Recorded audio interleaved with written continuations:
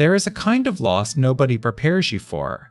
It doesn't come from a death or a betrayal or a door slams shut. It comes quietly from the inside. One day you look around and realize the people who once felt like home have started to feel like a photograph. Familiar, warm even, but no longer the place you live. Nothing went wrong. There was no fight, no villain, no final scene. Just a slow, almost invisible shift where you kept growing and they stayed exactly where you left them. And the strangest part is the guilt that follows. The guilt that follows. The guilt of moving forward. If you have ever felt that quiet ache, this is for you. Because what you are feeling is not coldness. It is not arrogance. It is the price of becoming someone new, and almost no one talks about how much it can hurt. We are taught that growth feels like freedom. We are told that healing brings peace, lighter mornings, a softer heart, and sometimes it does. But there is a part of healing that no one shows you, a part that feels less like arriving somewhere new and more like quietly leaving somewhere you used to belong, a part that aches even as it sets you free. It usually begins so quietly you almost miss it. A conversation that used to fill you now leaves you empty. A group that once felt like belonging now feels like a costume you have outgrown. You catch yourself nodding along to things you no longer believe, laughing at moments that no longer reach you. You start to feel like a guest in rooms that used to be home. And you wonder if something is wrong with you. Why can't you just enjoy this like you used to? Why does connection suddenly feel so far away? But nothing is wrong with you. You are simply changing faster than your surroundings. To understand why this happens, you have to understand something about who you became. When you spend years in a certain environment, you do not just live in it, you adapt to it. You become a version of yourself that can survive there. If you grew up around tension, you became calm and watchful. If you grew up around people who needed saving, you became the helper. If you grew up around criticism, you became the one who never makes mistakes. These were not flaws. They were intelligent responses to a world you did not choose. They kept you safe. They earned you love. They earned you love. They earned you love. But survival and growth are not the same thing. The traits that protected you in one chapter can quietly imprison you in the next. The watchfulness that kept you safe becomes anxiety. The helping that earned you love becomes self-erasure. The perfectionism that shielded you from criticism becomes a cage. And one day, often without deciding to, you begin to set the armor down. You stop over-explaining. You stop apologizing for taking up space. You stop managing everyone else's feelings at the cost of your own. It feels like relief. It feels like finally breathing. But to the people who only ever knew the armored you, it feels like loss. Because here is a truth that is hard to sit with. Many of your closest bonds were not built around who you are. They were built around who you were. The friend who knew you when you were anxious and unsure. The family member who relied on you to keep the peace. The partner who got used to you saying yes when you wanted to say no. They did not love you for your growth. They loved you in your role. And when you outgrow the role, the relationship has to renegotiate itself, or it begins to quietly come apart, not out of cruelty, out of cruelty, out of cruelty, out of gravity. This is why healing can feel so lonely. You expected to feel free. Instead, you feel guilty. You expected applause for finally choosing yourself. Instead, you feel the silence of people who liked you better before. And if you are someone who notices everything, who reads the room, who feels the smallest shift in another person's tone, this loneliness cuts even deeper. Because you see it happening in real time, you feel the distance opening while everyone pretends not to notice. You grieve a relationship that hasn't even ended yet. You mourn people who are still standing right in front of you, just no longer reaching you.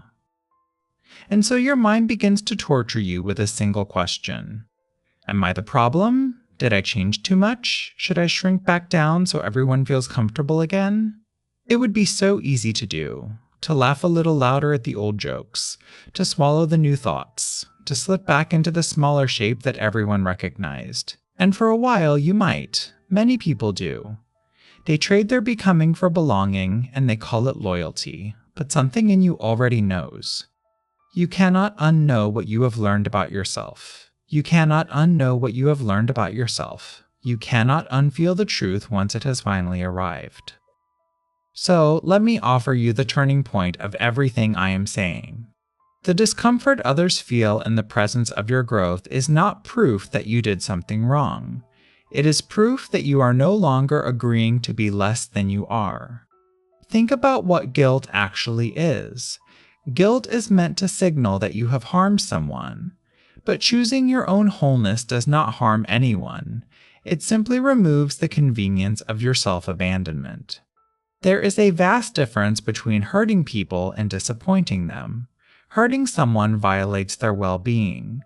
Disappointing someone often just means you stopped sacrificing yours. We were taught, most of us since childhood, to treat those two things as if they are the same.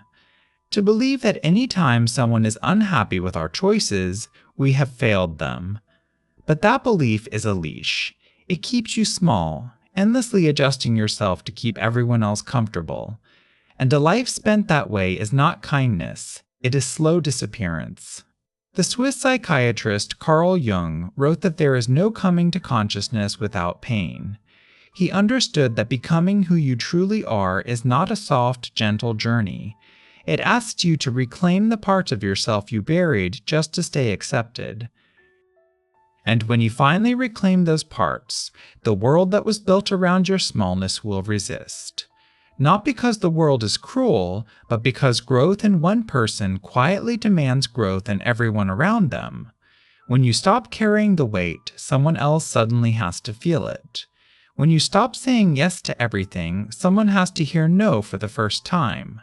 Your healing asks the people around you to meet a version of you they never agreed to. And some of them will rise to it. They will grow alongside you and the bond will deepen. But others simply will not. And that too is information. So let me say this as clearly as I can. Outgrowing people is not a betrayal of love. It is often the most honest form of love you have left. Because the alternative, staying small so that everyone stays comfortable, is a slow erasure of yourself. And a relationship that requires your erasure was never truly a relationship. It was an arrangement. A quiet contract that said, I will keep being who you need as long as you keep needing me. When you heal, you tear up that contract. And tearing it up will grieve you, even as it frees you. Both things are true at once, even as it frees you. Both things are true at once. I want you to understand what this loneliness actually is, because it is not what it feels like. It feels like exile. It feels like you belong nowhere, too changed for the old world, not yet arrived in the new one. But this is not the end of your story. It is the narrow passage between who you were and who you are becoming. Every meaningful transformation has this stretch in the middle, where the old life has loosened its grip, but the new one has not yet taken shape. It is the most disorienting part. It is also the most important, because it means the change is real. And here is what almost no one tells you. The people who are meant to walk beside the real you cannot find you while you are still hiding inside the old version. Your growth is not pushing love away. It is clearing space for the kind of love that does not require you to disappear. The emptiness you feel is not punishment. It is room being made. You have to let the wrong rooms empty out before the right ones can fill. And that emptying, painful as it is not loss. It is preparation. The loneliness is not the absence of your people. It is preparation. The loneliness is not the absence of your people. So what do you do with this? Not with steps, because the heart does not heal in steps, but with a different way of holding it. First, let the guilt change shape. You do not have to fight it or pretend it isn't there.